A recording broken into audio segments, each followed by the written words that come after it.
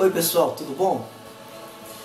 Nesse exato momento eu vou trazer mais uma palavra da parte de Deus para o seu coração, que se encontra no Evangelho de Lucas, capítulo 24, versículo 13 em diante, que diz assim: naquele mesmo dia, 2 deles estavam de caminho para uma aldeia chamada Emaús, distante de Jerusalém, aproximadamente uns 11 quilômetros ali de Jerusalém, e iam conversando a respeito de tudo o que estava acontecendo, ou que tinha acontecido naquele exato momento. E aconteceu que, enquanto eles conversavam e discutiam, o próprio Jesus se aproximou-se dele e começou a ouvir e conversar com eles. E dentro desses pequenos versículos, poucos versículos que eu li agora para vocês, o tema que eu quero trazer para o seu coração é: quando perdemos a esperança. Quando perdemos a esperança. Perder a esperança, queridos, é o que mais está acontecendo no nosso dia a dia. Às vezes criamos uma expectativa em alguém, essa pessoa nos decepciona, mas sabe o que eu quero dizer nesse exato momento? É o seguinte: sabe aquilo que lutamos para conseguir aquela libertação, aquela porta de emprego, ou uma causa na justiça, e sabe, oramos, jejuamos, fazemos campanha, subimos para o monte e lutamos de todas as formas para obter uma vitória. Mas no final de tudo, não conseguimos a tal libertação que nós esperamos. Não conseguimos a tal porta de emprego que estamos esperando. Não conseguimos a tal cura que nós estamos esperando no momento. E aí ficamos tristes, decepcionados. Perdemos a esperança. É fato. Perdemos a esperança.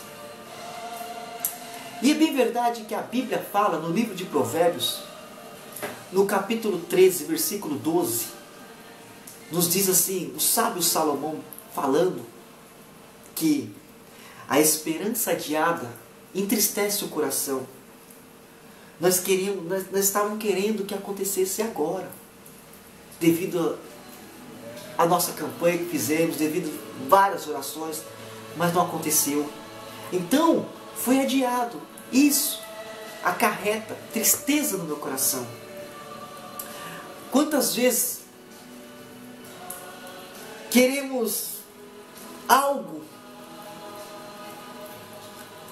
e não conseguimos, e erroneamente atribuímos a culpa de tudo isso ao pecado.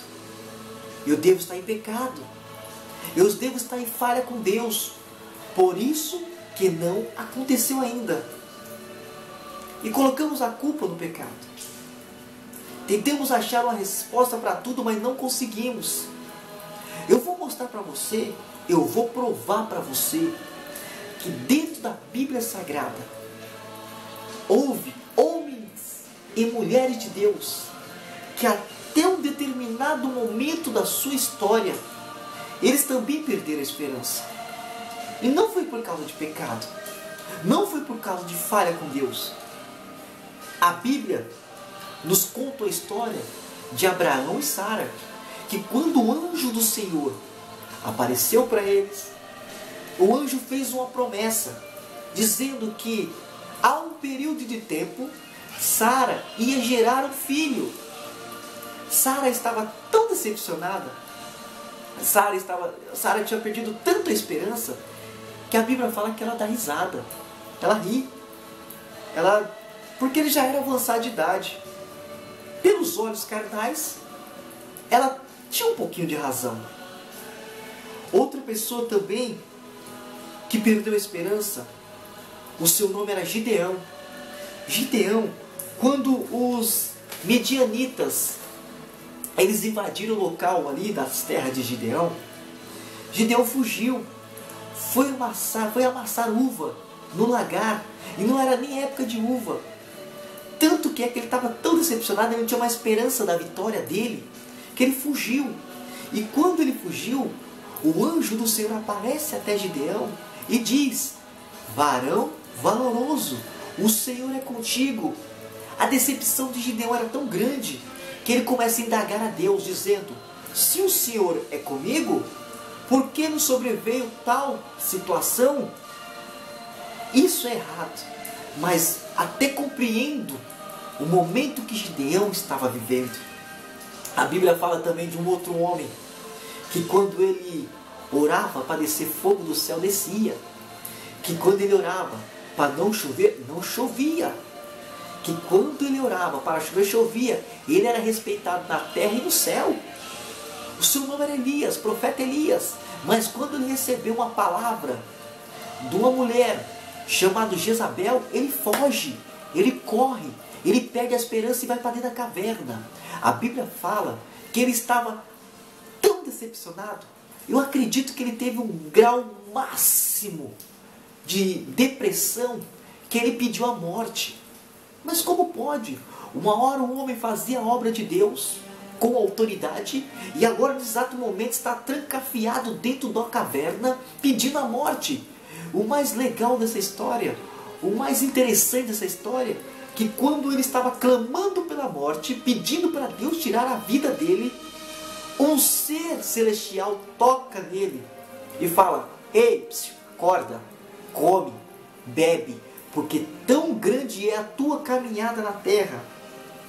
A Bíblia também nos relata que Jó, num determinado momento da sua história, devido a tudo que estava acontecendo, que ele tinha perdido seus bens materiais, a sua família, e ele começou a indagar a Deus, dizendo: Deus, por que isso?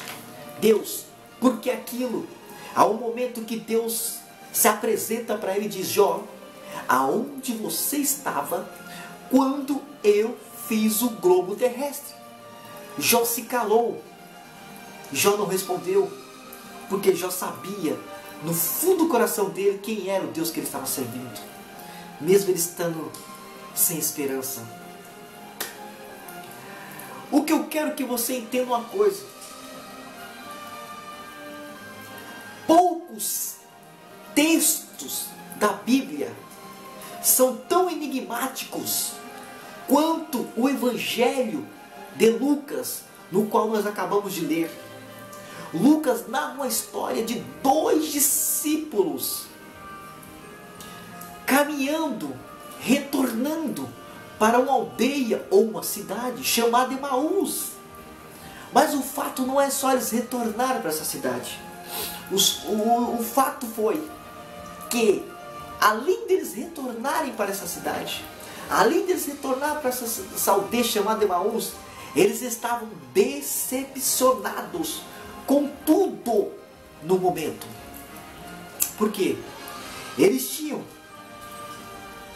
vivenciado a agonia de Jesus na cruz. Eles tinham vivenciado a aflição de Jesus na cruz. Eles tinham vivenciado a dor de Jesus na cruz e a morte. E nesse exato momento, eles estavam tão decepcionados que eles estavam fugindo, não acreditando que Jesus um dia ia ressuscitar. E quando eles estavam naquele caminho, uma terceira pessoa aparece para conversar com ele. O interessante, querido, que todas as vezes que nós queremos jogar tudo para o alto, que nós ficamos decepcionados, que nós ficamos com depressão, Nós achamos que quando nós pensamos que é o nosso fim, chega sempre um ser celestial do nosso lado. E esse ser, no caso que era Jesus, apareceu para eles e começou a dialogar. Tanto que é que eles perguntam: tu és o único peregrino em Jerusalém que não sabe de tal coisas que está acontecendo? E Jesus pergunta quais. E a conversa vai e a conversa vem, mas eles estavam arrasados. Chegando até essa cidade chamada Emaús, chegando até a aldeia, Jesus finge que vai passar direto. E eles falam: ei, psiu, sem saber que era Jesus, fica conosco, já é tarde. Jesus entra, senta com ele na mesa, outro detalhe. E ao partir do pão, aí os olhos deles se abrem e Jesus desaparece. E eles viram que Jesus tinha sido ressuscitado. E aí um comenta com o outro. O nosso coração ardia quando nós conversávamos com ele. Ei, o que eu quero que você entenda é uma coisa. Você não é a única pessoa que está passando por isso. Você não é a única pessoa que está com tristeza no seu coração. Você não é a única pessoa que está decepcionada, que está querendo jogar tudo para o alto. Mostrei para você, dentro da Bíblia Sagrada, dentro das Escrituras, que teve outras pessoas que antes de você passaram por isso. Mas mesmo eles passando por isso, eles não desistiram. Eles seguiram. Eles foram até o fim. Filho, filha, que está assistindo esse vídeo agora, eu quero te dizer, como homem de Deus na terra, não desista dos teus objetivos. Não pare de sonhar. Quando Deus pergunta para Jó, Deus está perguntando para você aonde você estava quando Deus fez o globo terrestre. Onde você estava? Para imaginar? Mas eu respondo para você, sabe onde você estava? Você estava nos planos de Deus. Você estava nos sonhos de Deus. Então, antes mesmo de você sonhar, Deus já tinha sonhado no seu lugar. Deus já tinha sonhado por você. Entenda uma coisa, que a história da sua vida, nesse exato momento, está sendo escrito pelo dedo de Deus. Então tenha paciência, porque capítulos melhores virão para a tua vida. Muitos vão ver e não vão compreender e não vão entender. Quando Jesus entra na casa dos discípulos de Emaús, senta na mesa. Mesa pode significar, simbolizar, melhor dizendo, banquete, pão, fartura. É isso que Deus vai fazer com você. Vai chamar você para sentar na mesa, vai te dar fartura, o teu coração vai se alegrar. Alegre, não desista, continua, porque Deus está contigo. Que Deus abençoe, em nome de Jesus.